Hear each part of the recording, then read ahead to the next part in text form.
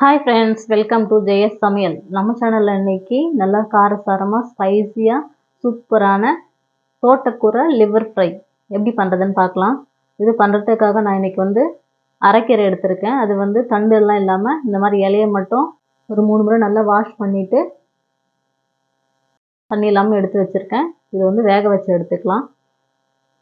வேக வைக்கிறதுக்கு அடுப்பில் கடாயை வச்சுட்டு கொஞ்சமாக தண்ணி ஊற்றி நல்லா கொதிச்சதுக்கு அப்புறமா இந்த கீரையை சேர்த்து வேக வச்சு எடுத்துக்கோங்க. ஒரு 5 நிமிஷம் வெந்தால் போதும். இப்படியே மூடி வச்சுருங்க, இருக்கட்டும்.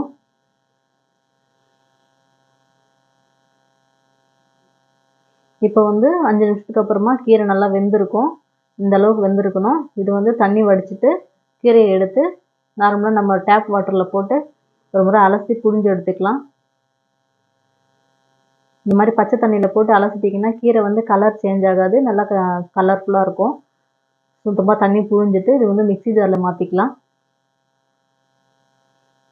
இது கூட 3 பச்சை மிளகாய் இந்த மாதிரி கட் பண்ணி சேர்த்துக்கோங்க. 1/2 டீஸ்பூன் சீரகம், 1/4 டீஸ்பூன் மிளகு சேர்த்துக்கலாம். இந்த கீரைக்கு தேவையான அளவு உப்பு சேர்த்துட்டு இந்த மாதிரி அரைச்சி எடுத்துக்கோங்க.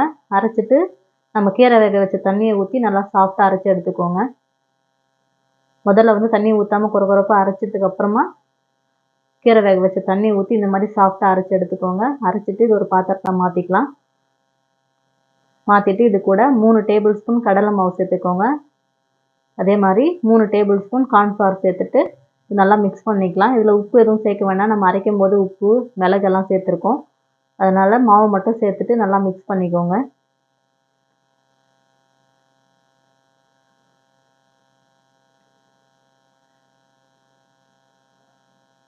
இந்த அளவுக்கு இருக்கணும் பேஸ்ட் மாதிரி.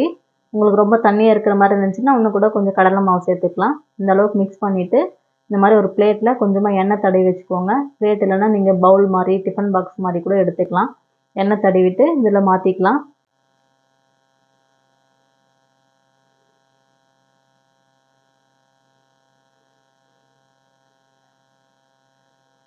தட்டில் மாற்றிட்டு நல்லா சமம் பண்ணிக்கோங்க. இந்த மாதிரி கொஞ்சம் நிறைய எண்ணெய் தடவி நீங்கள் வேக வைக்கும்போது தட்டில் கொஞ்சம் கூட ஒட்டாமல் ஃப்ரீயாக இருக்கும் எடுக்கிறதுக்கு. இது ஆவியில் வேக வச்சு எடுத்துக்கலாம். இந்த மாதிரி நல்லா சமம் பண்ணிவிட்டு இட்லி பாத்திரத்தை தண்ணி ஊற்றி நல்லா கொதிச்சதுக்கப்புறம் இட்லி தட்டு ஒன்று இந்த மாதிரி திருப்பி போட்டுட்டு அது மேலே வச்சுருங்க. வச்சு மூடிடுங்க. ஒரு 10 நிமிஷம் நல்லா வேகட்டும். அடுப்பு ஃபுல்லாக வச்சு 10 நிமிஷம் வேக வச்சு எடுத்துக்கோங்க. 10 நிமிஷத்துக்கு அப்புறமா ஒரு கத்தி இல்லை ஸ்பூன் எதனா ஒன்று வச்சு இந்த மாதிரி செக் பண்ணி பார்த்தீங்கன்னா ஒட்டாமல் இருக்கணும். இந்த அளவுக்கு வெந்ததுக்கப்புறம் எடுத்து ஆறுனதுக்கப்புறம் இதை சின்ன சின்ன பீஸஸாக கட் பண்ணி எடுத்துக்கலாம். உங்களுக்கு எந்த சைஸ் பீஸ் வேணுமோ அந்த சைஸுக்கு கட் பண்ணி எடுத்துக்கோங்க. இந்த மாதிரி கட் பண்ணி எடுத்து வச்சுருங்க. அப்படியே இருக்கட்டும். இப்போ அடுப்பில் கடாய் வச்சுட்டு ஒரு 3 டேபிள் ஸ்பூன் எண்ணெய் சேர்த்துக்கோங்க. எண்ணெய் காஞ்சதுக்கப்புறமா இதில் ஒரு 1/2 டீஸ்பூன் சோம்பு, சின்னதாக ஒரு துண்டு பட்டை, 3 லவங்கம் சேர்த்துட்டு அது கூடவே 2 பச்சை மிளகா 1 2 உடச்சிட்டு சேர்த்துக்கோங்க. ஒரு கொத்து கருவேப்பிலையும் சேர்த்து நல்லா பொரியட்டும். பொரிஞ்சதுக்கப்புறம் மீடியம் சைஸில் 2 வெங்காயம் நல்லா பொடியை கட் பண்ணி சேர்த்துட்டு இது நல்லா கலர் சேஞ்ச் ஆகி வர வரைக்கும் வறுத்துக்கோங்க. வெங்காயம் நல்லா வதங்கட்டும். வெங்காயம் நல்லா வதங்கினதுக்கப்புறமா இதில் 1 டீஸ்பூன் இஞ்சி பூண்டு பேஸ்ட்டு சேர்த்துட்டு பச்சை வாசனை போகிற வரைக்கும் நல்லா ஃப்ரை பண்ணதுக்கப்புறமா இதில் மீடியம் சைஸில் 2 தக்காளி அதையும் நல்லா பொடியை கட் பண்ணி சேர்த்து வதக்கி விட்டுக்கோங்க.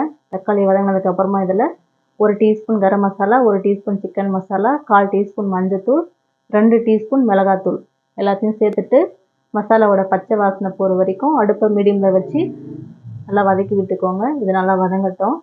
இந்த டிஷ்ஷு கொஞ்சம் காரமாக இருந்தால் நல்லாயிருக்கும். எல்லாத்தையும் கலந்துட்டு இது கூட நம்ம ரெடி பண்ணி வச்சுருந்த லிவரையும் சேர்த்துக்கலாம். சேர்த்துட்டு இந்த லிவர் மசாலாவோட தண்ணி எதுவும் சேர்க்காம 10 நிமிஷம் நல்லா வதக்கி விடணும். அது கூட இந்த மசாலா தேவையான அளவுக்கு உப்பு சேர்த்துக்கோங்க. நம்ம கீரை அரைக்கும் போது உப்பு சேர்த்துருக்கோம். அதனால் செக் பண்ணிவிட்டு எந்த அளவுக்கு தேவையோ அந்த அளவுக்கு உப்பு சேர்த்துட்டு இது ஒரு 10 நிமிஷம் நல்லா வதக்கி விட்டுக்கோங்க. இந்த அளவுக்கு நல்லா வதங்கினதுக்கப்புறமா இதில் கொஞ்சமாக மிளகுத்தூள் சேர்த்துக்கோங்க. ஒரு 1/2 டீஸ்பூன் மிளகுத்தூளும் கொஞ்சம் கொத்தமல்லி இந்த மாதிரி கட் பண்ணி சேர்த்துட்டு ஒரு முறை நல்லா கலந்து விட்டுட்டு இறக்கிடுங்க. அவ்வளோதான், சூப்பராக நல்லா காரசாரமான தோட்டக்கூரை லிவர் ஃப்ரை தயாராகிடுச்சு. இந்த புரட்டாசி மாதம் நான்வெஜ் சாப்பிட்ணுன்னு தோணுச்சுன்னா இந்த மாதிரி ட்ரை பண்ணி பாருங்கள். சூப்பராக இருக்கும். இந்த வீடியோ உங்களுக்கு பிடிச்சிருந்துச்சுன்னா லைக் பண்ணுங்கள், ஷேர் பண்ணுங்கள், கமெண்ட் பண்ணுங்கள். மறக்காமல் சப்ஸ்கிரைப் பண்ணுங்கள்.